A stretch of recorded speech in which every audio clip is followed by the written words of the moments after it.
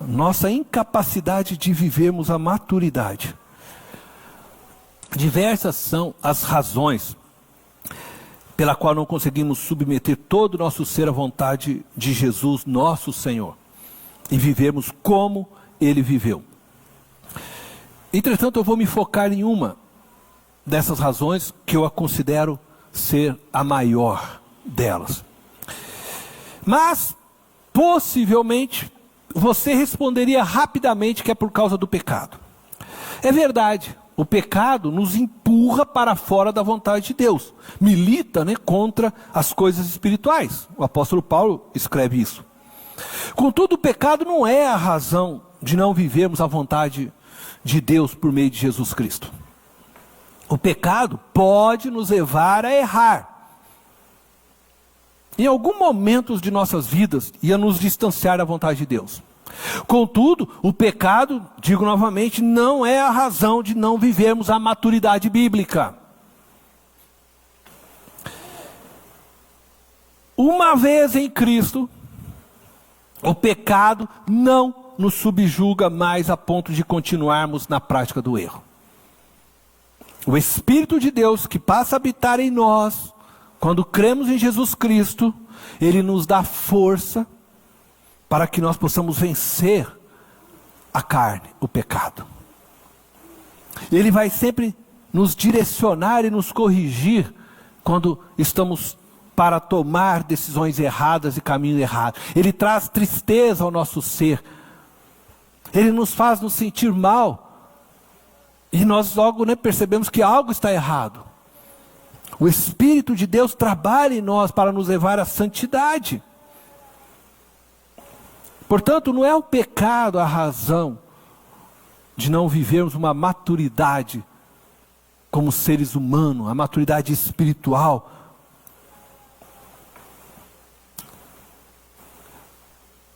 Eu penso que o pecado pode ser um fator que nos leve a errarmos de vez em quando. Mas não é a causa que nos faz viver na imaturidade. Uma vez que o Espírito de Deus habita em nós, e o Espírito nos direciona para um caminho de crescimento e santidade, Ele está em nós para isso. O próprio Senhor Jesus disse: eu enviarei a vós o Espírito, o Consolador, Ele virá e vos ensinará todas as coisas. Então o Espírito está em nós para nos ensinar, nos conduzir a essa maturidade. Portanto, a realidade de vivermos de forma imatura não é por causa do pecado, mas é a falta de aprendizado daquilo que o Espírito está falando a nós dia após dia. Então eu penso que não é o pecado que nos impede de vivermos plenamente submissos a Jesus, e sim a falta de conhecimento de Deus e de seus princípios. Eu vou ler com vocês as palavras que escreveu Paulo à igreja de Colosso. Colosso, uma cidade a qual Paulo havia pregado o evangelho, e ele escreve a eles depois essas palavras. Preste atenção, porque ele está escrevendo a igreja de Colosso. Capítulo 2, do verso 8 ao 10, diz assim, olha: tenham cuidado.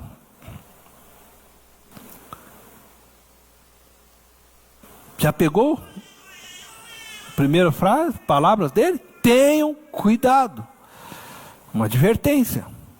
Para que ninguém os escravize a filosofias vãs e enganosas, que se fundamentam nas tradições humanas e nos princípios elementares deste mundo, e não em Cristo.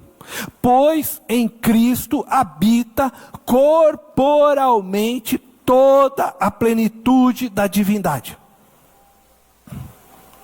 Em Cristo habita corporalmente toda a plenitude da divindade. E, por estarem nele, que é o cabeça de todo o poder e autoridade, vocês receberam a plenitude. Veja o que Paulo está dizendo para a igreja de Colosso. Isso é para você, é para mim. por estarmos em Cristo, que tem toda a plenitude da divindade, ele diz que nós também recebemos a plenitude. Essas palavras do apóstolo Paulo são uma afirmação clara de que o que de fato nos impede de vivermos a maturidade é a nossa falta de conhecimento de Deus e do que Ele realizou em Cristo. Nossa visão é míope com relação à obra de Jesus Cristo na cruz.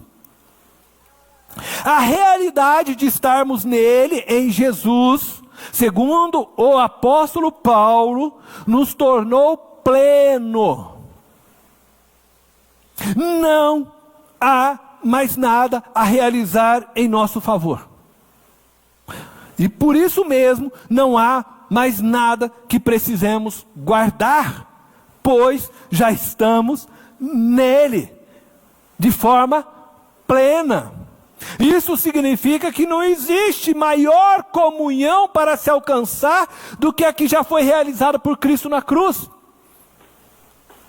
Diante disso, o apóstolo conclui sua fala, chamando a atenção dos crentes de Colosso para não aceitarem as palavras de julgamento de ninguém, com relação ao que comiam, bebiam, ou aos dias que não guardavam, como o sábado. Veja só o que ele vai dizer agora nos versos 16 ao 18. Ele está concluindo. Ele diz: portanto, não permitam que ninguém os julgue pelo que vocês comem ou bebem, ou com relação a alguma festividade religiosa, ou a celebração das luas novas, ou dos dias de sábado. Estas coisas são sombras do que haveria de vir. A realidade, porém, encontra-se em Cristo. Qual é a realidade que encontra-se em Cristo? Que nós já estamos nele plenos. Não permitam que ninguém que tenha prazer numa falsa humildade e na adoração de anjos os impeça de alcançar o prêmio. Ele está dizendo que você se deixar prender por estas coisas que as pessoas ficam te julgando, pelo que você come, bebe, por alguma festa, ou por não guardar o sábado, estas coisas, ele está dizendo o quê? Pode impedir você de alcançar o prêmio. Você estava nele tão pleno, mas você está deixando essas pessoas te distanciarem da verdade. Tal pessoa, ele está falando dessas, né, que usa de humildade, que diz, né, que adora anjos e tal, estão vendo anjos, né? Tal pessoa conta detalhadamente suas visões, e sua mente carnal a torna orgulhosa. Elas se acham muito espirituais, mas na verdade Paulo está dizendo que são carnais. O verso 16 começa com a palavra portanto, que é uma conjunção coordenativa conclusiva. Paulo está concluindo que a realidade de vivermos em Cristo e nele estarmos plenos deve nos libertar da prática das coisas que eram sombras do que haveria de vir. Entretanto, em nossos dias, muitas pessoas querem viver nas sombras do que haveria de vir. A realidade é que Cristo já veio. E todas as coisas que eram sombras perderam o sentido de existirem, de continuarem a serem praticadas ou guardadas. Mas, por nos deixarmos ser escravizados por toda forma de filosofias vãs e enganosas, que se fundamentam nas tradições humanas, como a lei de Moisés, e Paulo está se referindo aqui à lei de Moisés, por isso que ele está falando de comer, beber, guardar, por causa dos judaizantes que se infiltravam na igreja de Colosso e tentavam levar essas pessoas a guardarem todas estas coisas novamente.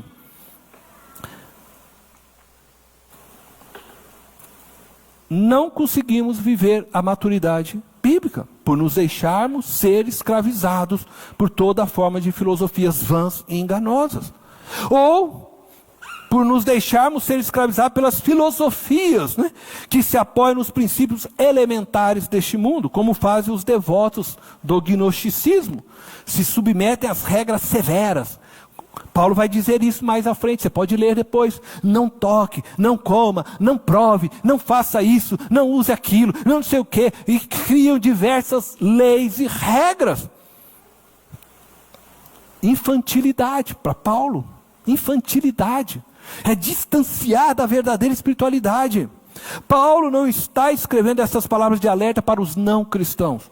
Pelo contrário, ele está escrevendo para os cristãos. Tenham cuidado para que ninguém os escravize. Ele pregou um evangelho que os libertava de tudo isso. E agora eles estavam deixando que pessoas os escravizassem novamente. Não permitem que ninguém os julgue. Entretanto, as pessoas se tornam escravas dos gurus evangélicos, dos profetas que afirmam detalhadamente suas visões e compreensões a respeito das verdades bíblicas, dizendo terem recebido uma revelação de Deus ou de algum anjo, e assim tornam seus ouvintes cegos, surdos, incapazes de compreender o que leem, pois suas mentes estão aprisionadas pelos ensinos tolos que lhes foram ensinados. Muitas pessoas leem estas palavras que nós estamos lendo e não conseguem se libertar, porque ficaram com as suas mentes aprisionadas por aquilo que lhes foram ensinados ao longo de suas vidas. E Paulo está dizendo a nós: tenha cuidado, tenha cuidado. Veja como isso é sério.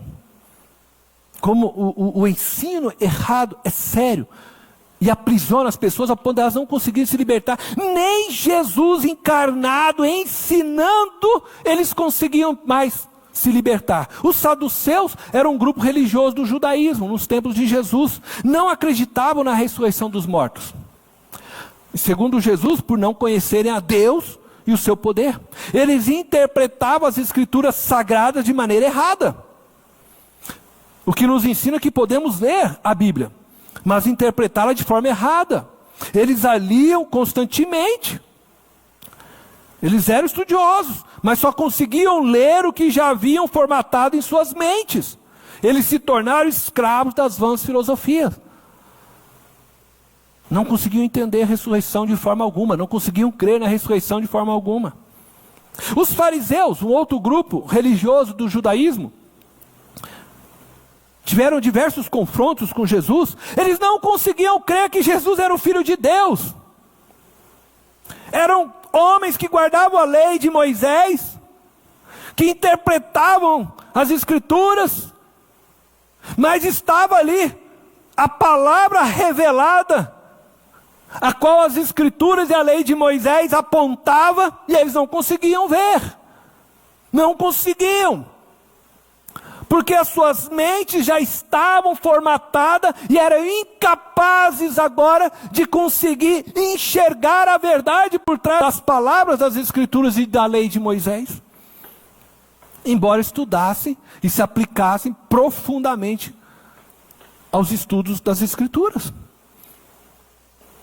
O que nos ensina que nós também podemos estudar arduamente a Bíblia, até mesmo decorá-la, mas não identificarmos os princípios de Deus, e nem o seu mover na história.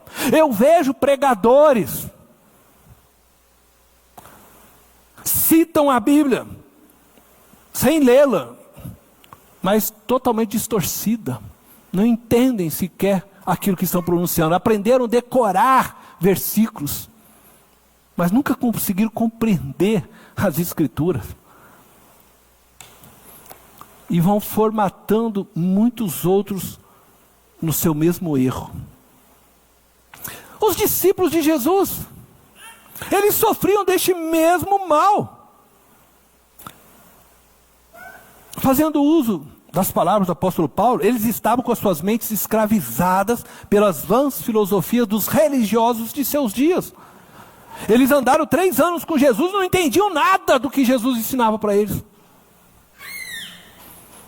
A leitura errada das Escrituras Sagradas que receberam dos religiosos os impediam de reconhecerem, por exemplo, os gentios como um povo que Deus desejava salvar.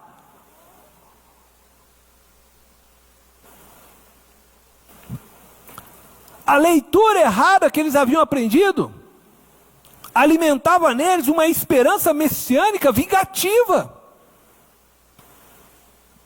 Com relação aos romanos, e gentios, de forma geral.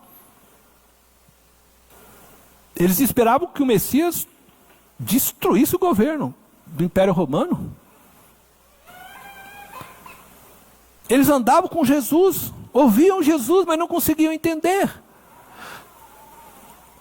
A nossa incapacidade de vivermos a maturidade bíblica, essa maturidade humana, de sermos humanos como Cristo, é porque nós não refletimos seriamente nas palavras e nos ensinos bíblicos. Não levamos a sério a advertência do apóstolo Paulo.